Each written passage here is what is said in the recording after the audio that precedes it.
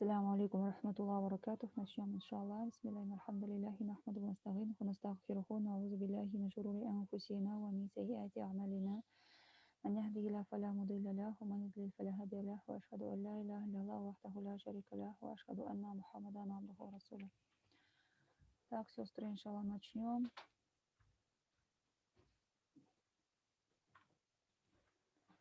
Так, бізде өткен сабақта дамирлерді алдық, дамирлерді алдық, дамирлердің иғроптарын алдық. Енді бүгін иншалла ғинди, ли деген сияқтының иғроптарын аламыз. Мысалы, ғинди китабун, ғинди саатун.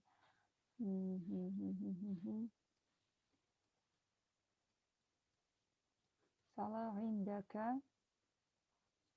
ғиндака китабун. Мысалы, ғинди, осыны ала берейік иншалла. Так, сейчас.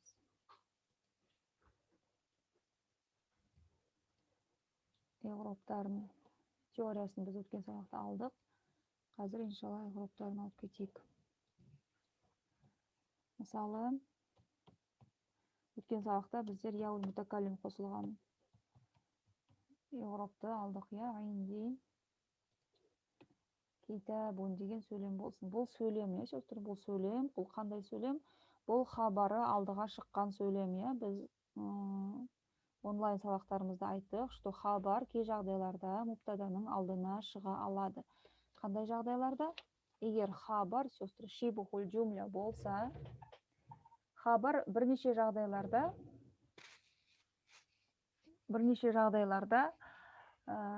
муптаданың алдына шыға алады. Біз білеміз ғой, в основе асылында муптада алдыда жүру керек. Ал кейбір жағдайларда хабар алдыға шыға алады. Ол сұраулы сөйлемдерде кейбір, мысалы, мына жағдайларда, бұл жағдай дегеніміз қандай? Егер хабар шибухул джумля болса, онда ол муптаданың алдына шыға алады деген бізде ереже бар еді. То есть хабар шибухул джумля болса, біздің хабарымыз міне шибухул джумля, зорф плюс мудофун илейхи, зорф плюс мудофун илейхи, бізде хабар шибухул джумля. Осы кезде ол муптаданың алдына шығып, бізде кәдімгі джумляны құрап тұр. Енді ол ереже тағы қалай еді? Егер хабар шибухул джумля болса, ол муптаданың алдына шыға алады. Міне шығып кетті алдына. Және бұл жағдайда муптада накира бола алады деп айтатын едік. Бұл жағдайда муптада накира бола алады. Обязательно болу емес, бірақ бола алады. Накира жазыла алады муптада. Түсінікті ме? Сондықтан көптеген жағдайларда осылай кездеседі. Хабар шибухул джумля болып алдына шығып, муптада сол жағдайда накира болып жүреді, сестры. Осының иғробын айтайық енді. Бұл хабар алдыға шыққан джумля. Бұл жерде ғинда, оған айтамыз зорфу. Маканин мансубун ва аламату насбихи әл-фатхату әл-муқаддарату деп айтамыз. Өткен сабақта айттық. Яул мутакалим алдына кәсіра қойып келеді де, алдындағы харакатты жасырып тастайды дедік. Муқаддара манаға мин зухуриха иштиғолул махалли бил харакатил мунасибати лияил мутакаллими деп айтатын едік. Және уахуа мудоф. Яул мутакаллим бізде айттық, дамир муттасил мабниюн аля сукун, өзі сукунмен, фи махалли джар, бұл жерде мудофун илейхинің ролінде. Мудофун илейхинің орында жүр. Так.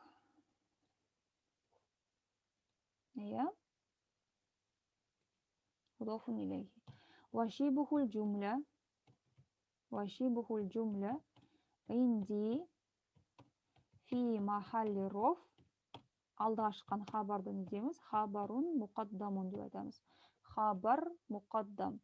Алға шыққан хабар муқаддам деп айтылады. Бұны иғропта айтылған абзалырақ.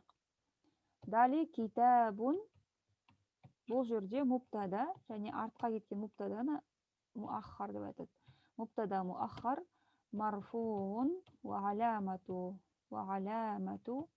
raf'ihi ad-damma деп айтылады екен. То есть бұл сөйлем, сестры, бұл сөйлем. Бұл жерде қандай сөйлем? Необычный сөйлемдер, біздің жаңағы основадағыдай обычный сөйлем емес, хабары алдыға шыққан сөйлем. Енді бұндай сөйлемдер болуы мүмкін. Тағы да қарастыратын болсақ, мысалы,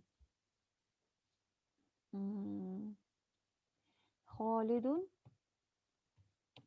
индаху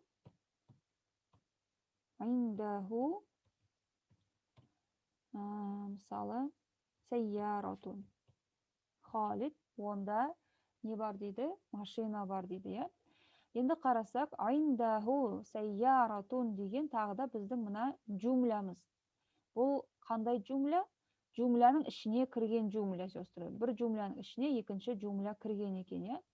Бізде ол үлкен жумля, бізде жумля кубро деп аталады, үлкен жумля. Ал кішкентай жумля бізде жумля суғро деп аталады, сестры. Жумля суғро деп аталады. Кішкентай жумля бізде жумля суғро деп аталады. То есть бір жумляның ішіне екінші жумля кіріп кеткен. Индаху сайяратун бізде қарасақ, қандай мына үстідегі сөйлем сияқты құрастырымы жағынан, конструкциясы жағынан, үстідегі сөйлем сияқты. То есть бұны отдельно сөйлем деп алдық қой, мына сөйлемді, айнди китабунды. Ал мынанда отдельно шығарып стап сөйлем қылып айта аламыз. Әрине, индаху сайяратун, мысалы, онда машина бар деген. Бұл толыққанды жумля, толыққанды жумля деген сөз, ол толыққанды жумля исмия бұл жерде, Просто мубтадасы артқа кеткен, хабары алдыға шыққан, Толыққанды жумля болғандықтан өзінің мубтадасы, өзінің хабары бар. Сол бізде жумляның бір үлкен жумляның ішіне кіріп кеткен. Не үшін кірген? Себебі біздер өткен сабақтарда хабардың түрлерін алдық қой, хабар муфрат болады дедік, Хабар муфрат болады дедік. Хабар шибухул жумля болады дедік, Және хабар жумля түрінде де келет деп айтқан едік. Хабар жумля түрінде де келет деген едік. Жумляның екі түрі барын кен білеміз, Жумля исмия және жумля фиғлия. Жумля исмия және жумля фиғлия. Және бұл хабар. Хабар может быть выражен жумлей. Целая жумля бір хабарды бере алады да. Сол кезде мына жумляның ішіне неге жумля кіріп тұр? Себебі мына жумля, кішкентай жумля, хабар ретінде келіп тұр. Хабар ретінде мына Холидтің хабар ретінде келіп тұр екен, түсінікті ма? Холид бізде мубтада ғой. Ал целая жумля бізде хабарды береді екен. Енді иншалла осындай сөйлемді қарастырып көрейік, Хабар.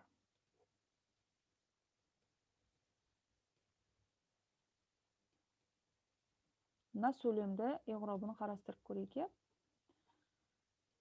Так, бұл жерде Холид туралы айтып жатырмыз. Әрине бұл Холид болады бізде мубтада, Мубтада марфуун ва аламату раф'ихи ад-дамма. Айнда оған айтамыз зорфу маканин мансубун ва аламату насбихи аль-фатхату. Аль-фатхату зохира, то есть фатха бізде явная, бұл жерде фатха анық көрініп тұр. Себебі яур мутакалим емес қосылған бұл жерде, Ва хуа мудоф. Просто ху деген дамир қосылған, ол ешқандайды оның харакатын жасырмайды айынданы. Ва хуа мудоф. Аль-ха дамирун муттасилун мабниюн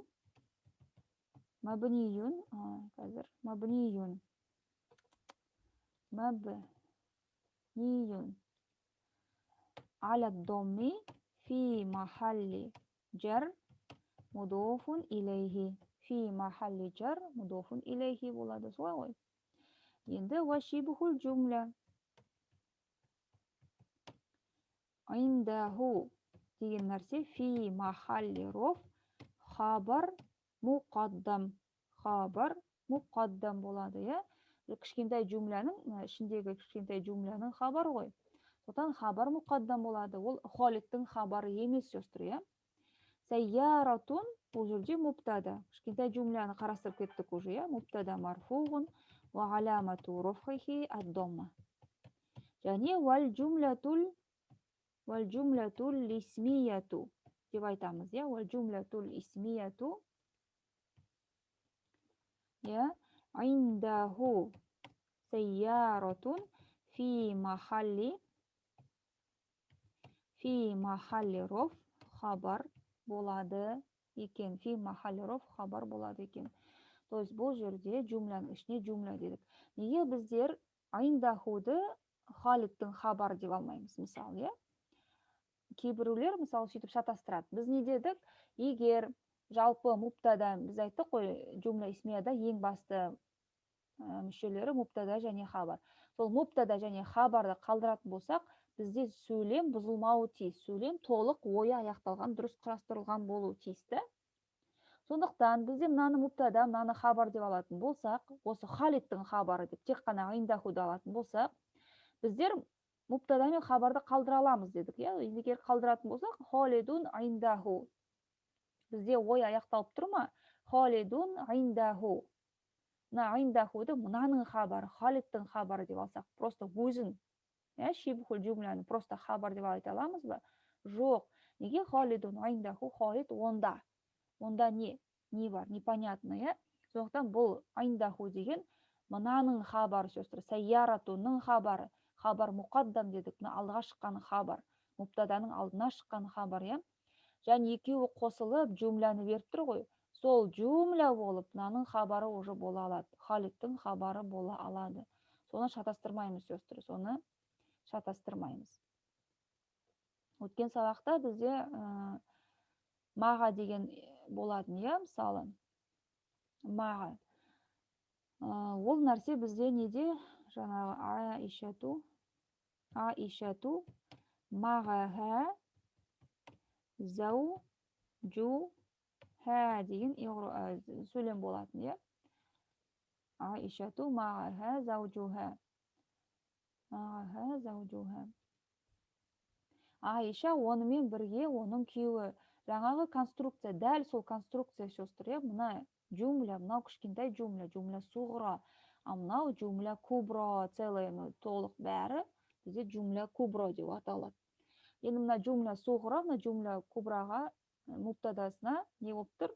Хабар болып тұр, иә. Бұл жерде тағы да маға деген зорф дедік өткен сабақта. Мынау мудофун илейхи, бұл тағы да алдыға шыққан хабар.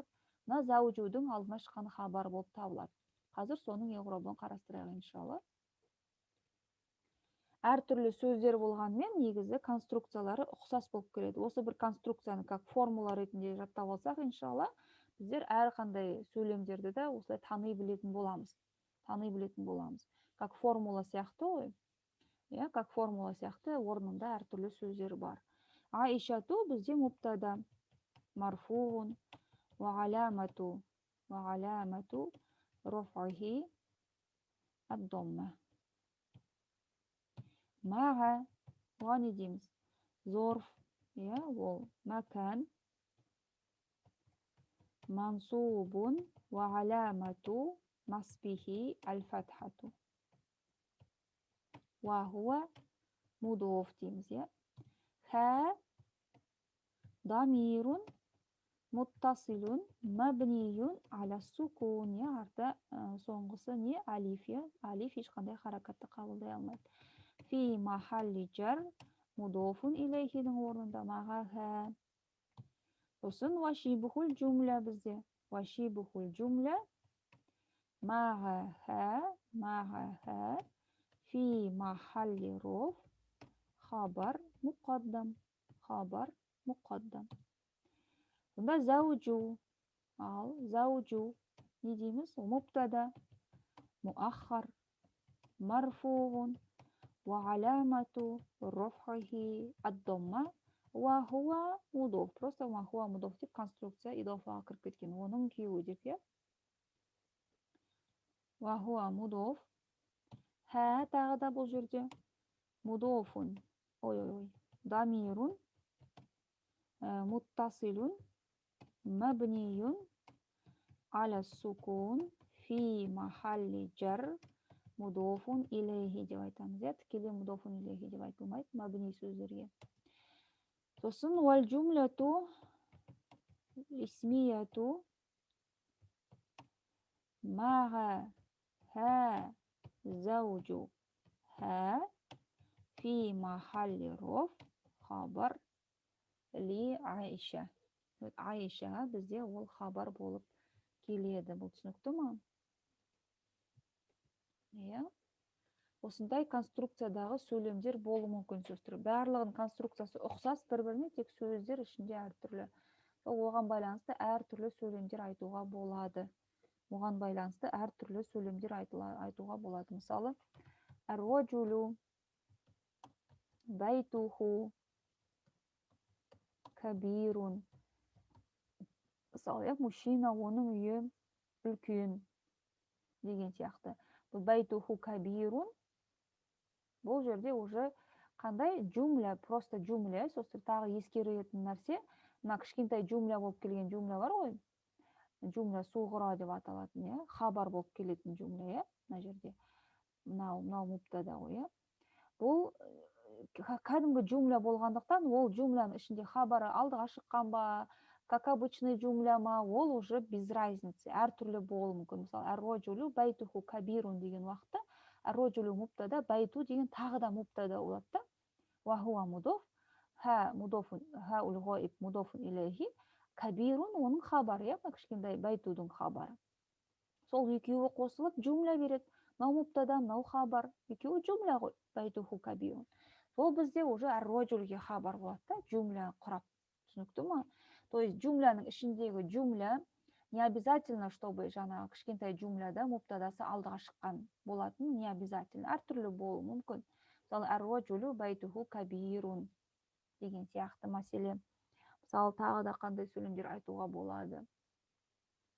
Мысалы, ат-толибул жадиду мактабуху максурун, мысалы, мактабуху максурун. Бұл не деген? Қалай конструкциясын сіздер уже осындай иғраптарын ойлап ұстау керек қой. Мысалы, ат-толиб мубтада, жадид оның нағыты, мактабу деген тағы да мубтада береді сөздер. Мактабуху максурун деген мына жерде жумля суғыра болып есептеліп тұр. Кішкентай жумля болып тұр. Толыққанды жумля, бірақ кішкентай болсын, не болсын, сонда өзінің мубтадасы, өзінің хабары бар. Бұл жерде, как обычно, мубтадасы алдыда жүр. Мубтадасын ана хабар алға шықпаған. Әртүрлі болады, ол жумля болғасын, ол әртүрлі келуі мүмкін. Былай да. Главное, чтобы дұрыс құрастырылсын. Мубтада алдыға шыққан, кәдімгідей мынау мудофун илейхидің орнында, мынау хабары, соның хабары. Мактаптың хабары, мысалы. Жаңа студент, оның үстел, партасы сынық. Оның партасы сынық. Максурун хабар, ал екеуі жумляны құрайды да, жумля исмияны құрап. Ат-толибтің хабары болып тұр уже, солай ғой, бұл түсінікті ғой. Жумляның ішіне жумля кіргенде, ол жаңа кішкентай жумля, қарапайым жумля болуы мүмкін, как обычный, немесе алдыға шыққан хабарымен келуі мүмкін, әртүрлі жағдайда келуі мүмкін. Потому что оны отдельно алып тастасақ, мактабуху максурун, кәдімгі жумля бола алады. Маға хазаужуха деген сияқты, мына жерде өзі де келіп, мына жерде точка қоя аламыз. Мысалы, текстің арасында бір туралы айтып жатып, оның қасында оның күйеуі бар деген сияқты, маға хазаужуха деп айта аламыз. Отдельно жумля болып та жүре алады. Түсінікті ма? Осындай мәселе бар. Так, ары қарай сөз бізде. Ары қарай.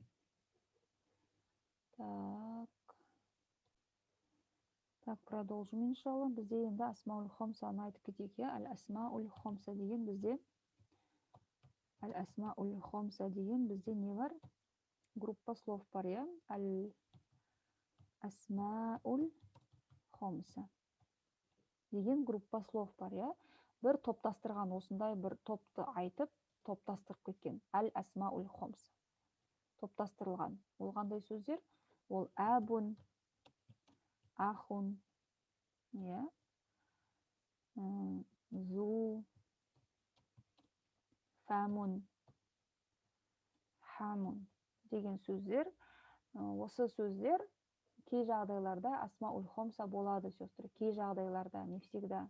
Кей жағдайларда асмаул хомса бола алады. Неге олар асмаул хомсаға топтастырылған? Себебі олардың иғроптары басқа кәдімгі есімдерге қарағанда басқаша. Кәдімгі есімдерге қарағанда басқаша. Мысалы, мына жерде ах деген осы екі сөзді өтеді иншалла бірінші томда. Ал зу және басқасын, басқа зуды екінші томда өтеді мысалы. Басқаларын әлі кездестірмедім. Мысалы, зу екінші томда келеді. Бірақ абун ахунды иншалла біздер осы сабақта алуымыз керек екен.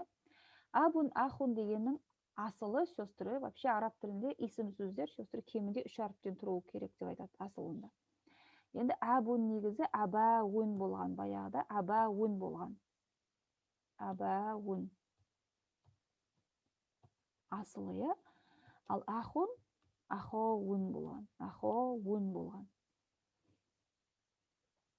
Бірақ арабтар айта абун ахун деп қысқарып қалған ғой, екі әріпке қысқарып қалған, түсінікті ме? Мына жерде екі әріп қана көріп тұрмыз біз. Аб, ах. Енді асылы вау бар. Бұларды абауын, ахауын мысалы, асылы вау бар ішінде. Үшінші әріп болып тұрған вау бар. Бұл вау кейбір жағдайларда шығады. Бұл вау, жаңа асылғы әріп қой, бұл жойылып қалған, просто айта мысалы, қысқартылып қалған. Кейбір жағдайларда ол шығады. Қандай жағдайларда? Егер мынау аб және ах сөздері мудоф болып тұрса, кез келген нәрсеге мудоф болып тұрса, кроме яул мутакалим. Тек қана яул мутакалим жаңағы үшінші әрпін шығара алмайды. Мысалы, әби, ахи дегенде біз үшінші әрпін көріп тұрған жоқпыз, Үшінші әрпін көріп тұрған жоқпыз. Егер үшінші әрпін көретін болсақ, онда асмаул хомса болып есептеледі. Үшінші әрпі шығатын болса, мысалы, абуху, мысалы, ахуху, оның әкесі, оның ағасы, мысалы, абу толибин деген есім, мысалы, немесе студенттің әкесі деген сияқты мағынада жүрсе. Аху толибин, студенттің ағасы деген сияқты мағынада жүретін болса, толибин. Көрінбей қалған, өзе тәнвин көрінбейді, бірақ тәнвин бар. То есть, кез келген идофада бұлар мудоф болып тұратын болса, үшінші әрпі шығады, сөстірі. Осы үшінші әрпі көрінген кезде, олар асмаул хомсаға кіріп кетеді. Ал көрінбеген кезде, онда асмаул хомса болмайды, сөстірі. Сөкті ма? Немесе әби болып тұрса, мына жағдай сияқты. Немесе әббун, просто әбун, ахун деп тұрса, онда асмаул хомса болмайды. Онда асмаул хомса болмайды, сөстірі. Түсінікті ма? Тек қана үшінші әрпі шыққан кезде ғана асмаул хомсаға жатады. Неге олай айтады? Себебі олардың иғроптары өзгеше болады. Біздер осыған дейін өткен исімдерді иғроп жасағанда, мысалы, ең соңғы харакатына қарап жүрдік. Ол кезде харакаты дамма болса, насып септігінде кейін, фатха болса насып септігінде кейін, дамма болса роф септігінде кейін, немесе кәсіра тұрса жар септігінде кейін деп айтатынбыз. Ал асмаул хомсаның сөздің ерекшелігі, олар харакатқа емес, харфке септеледі. Олар харакатқа емес, харфке септеледі. То есть, оларда дамма емес, әріп болады. Дамма емес, вау болады, сөздері. Оларда дамма емес, кәдімгі әріп болады, вау болады. Оларда фатха емес, алиф болады. Оларда кәсіра емес, я болады. Ол не деген сөз? То есть, олар харакатқа емес, әріпке септеледі. Мысалы, абу дегеннің иғробын қарастыратын болсақ, абу, мысалы, абу, кім дейік, мысалы? Абу Хамидин, Хамидтің әкесі тәжирун. Саудагер деп айтатын болсақ, бұл сөйлем, Хамидтің әкесі саудагер. Абуды не дейміз біздер иғробда? муптада дейміз, сол туралы айтып жатырмыз. Марфуун ва аламату рофхихи ал-вау деп айтамыз. Роф септігінің белгісі вау екен. Бізде роф септігінің белгісі дамма дегенге үйрендік қой. Ва аламату рофхи дамма деп айтуға. Жоқ. Именно асмаул хомсаның ерекшелігі олардың иғробында. Ва аламату рофхихи ал-вау, яғни ниябатан взамен анид дамма, взамен на даму, которая должна быть в основе у роф. Ниябатан анид даммати деп айтады да.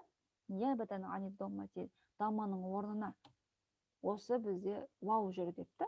Сосын неге это необычно, сосын оны айтады, түсіндіреді причинасын. Лианнаху минал асмаил хомсати деп айтады. Лианнаху минал асмаил хомсати деп түсіндіреді екен. Түсінікті ма?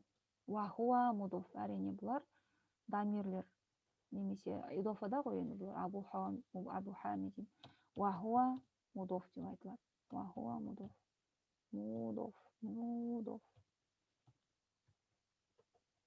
Сонда біз не көрдік? Абу дегеніміз бұл жерде муптада марфуғын уғаламату рофхи ал-вау. Вауға септеледі. Рофта вауға септеледі сөздер. Ниябатан анид дамма. Взамен на дамму деп айтады да. Потому что роф септігінде бізде дамма ғой, сол дамманың, асылғы дамманың орнына бізде вау жүр деп түсіндіреді да. Сосын неге олай болып қалды? Оның жаңағы себебін айтады. Лианнаху минал асмаил хомса. Потому что олар асмаул хомсадан, сол топтан. Сосын вахуа мудоф деп айтады да. Түсінікті ма? Осындай иғробы ерекше болғандықтан осылай топтастырылған сөздер, осылай топтастырылған. Вахуа мудоф хамидин, как обычно. Мудофун илейхи маджрурун ва аламату джаррихи аль-касра. Таджирун бізде не болады? Хабар марфуғын ва аламату рофхихи ад-дамма. То есть, именно осы үшінші әрпі шыққан уақытта бізде бұл сөздер, абун және ахун сөздері, бұл жерде аху, хамидин, тәжірун деп айтуға болады. Тоже дәл сонысындай болады иғробы, вауға септеледі. Бұл асмаул хомсан жаңа айттық қой, роф септігінде ваумен жүреді, ал насып септігінде болу керек болса, мысалы мафғулун бихи дегенді өттік, бұл осындай қайталау курсы болғасын айта беруге болады. Мысалы аба хамидин, мен мысалы көрдім дейтін болсақ, руайту, мен көрдім, абу хамидті көрдім. Руайту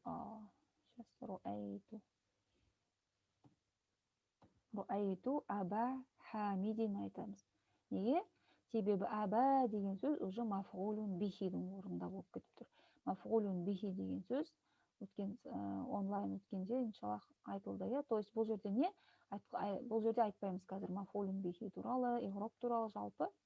Себебі мына жерде руайту деген, руа деген фиғылдан басталып тұр, жумла фиғлия болып кетіп тұр. Ал мафғулун бихи деген ол жумла фиғлияда болатын сөйлем мүшесі. Бұл жерде айта кететін нәрсе мына абу дегеннің сөзінде. Бұл насып септігінде тұрған сөйлем мүшесінің орнында тұр. Насып септігінде мансубун және насып септігінде оған уағаламату насбихи алиф деп айтады. Алиф. То есть алиф бұл жерде оның насып септігінің белгісі екенін білдіреді. Түсінікті ма? Мысалы, абу хамидтің үйі деп айтатын болсақ, үлкен деп айтатын болсақ, бәйту аби хамидин кабирун деп айтатын болсақ, абу хамидтің үйі үлкен. Бұл жерде, сестры, двойная цепочка идофу. Двойная цепочка идофу. Бәйту аби, ал аби хамидин деген тағы да бізде не? Идофаны құрап тұр. Сонда аби деген сөз жаңа яул мутакалим емес, айтуы бойынша бірдей, аби деген менің әкем сияқты ғой. Бірақ бұл жерде бәйту аби хамидин деген хамидтің әкесі, ол менің әкем емес, сестры. Жазылуы бірдей, бірақ мағынасы басқа. Байту аби хамидин кабирун. Абу Хамидтің үйі үлкен деген сөз ғой. То есть үй абидікі, аби Хамидтікі, то есть Хамидтің әкесі. Бұл жерде аби неліктен былай ямен тұр? Себебі бұл мудофун илейхи. Я аби деген бұл жерде мудофун илейхи. Majrurun. Ва аламату жаррихи аль-я деп айтады сөстер. Ва аламату жаррихи аль-я ниябатан. Ненің орнына жүр мажрурда? Анил касрати, я? Ниябатан анил касрати. Жар септігінде касра болуы тиіс асылында, я? Сосын түсіндіріледі. Ли аннаху минал асмаил хомса. Деп түсіндіріледі. Ли аннаху минал асмаил хомса ва хуа мудоф. Хамидин тағы да мудофун илейхи. То есть аби бұл жерде мудофун илейхи ва хуа мудоф. Өзі мудофун илейхи болып тұр байтуға, бірақ хамидке мудоф болып тұр. Түсінікті ма? Осы мәселеде мысалы аби деген уақытта бұл жерде көріп тұрмыз ямен жүреді да. Жар септігінде мажрур ва аламату жаррихи аль-я. То есть насып септігінде алифпен, жар септігінде ямен, роф септігінде ваумен жүреді. Бұл асмаул хомсаға байланысты иғроптар еді, сөстер. Асмаул хомсаға байланысты иғроптар еді. Егер сұрақтарыңыз қалса, иншаллах, маған личкаға жазып сұраймыз. Так, асмаул хомса бойынша осы сөстер, иншаллах, келесі сабақта біздер жумля фиғлияны өтеміз, иншаллах. Жумля фиғлияны алатын боламыз уже. Жумля исмия бойынша міне алдық. Мана қарастырған иғроп сөйлем мынау болатын, не маға ғазаучуға иғроп қарастырылды. Енді иншаллах келесі сабақта иғроп жумля фиғлияға тоқтайтын боламыз. Білеміз, е, жумля фиғлияда фиғл және фағил ең басты мүшелері болып табылатынын, және басқа да нәрселерді қосымша айтатын боламыз. Сонымен иншаллах бізде 10-шы сабақ иншаллах келесі сабақта бітеді. Все. На этом остановимся. Субханака Аллахумма бихамдика, ашхаду ан ла иляха илля анта, астагфирука ва атубу илейк. Ассаламу алейкум ва рахматуллахи ва баракатуху.